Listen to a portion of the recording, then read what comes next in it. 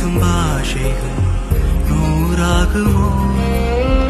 இது என்ன ஆனந்தம் சொல்வாய் கண்மணி.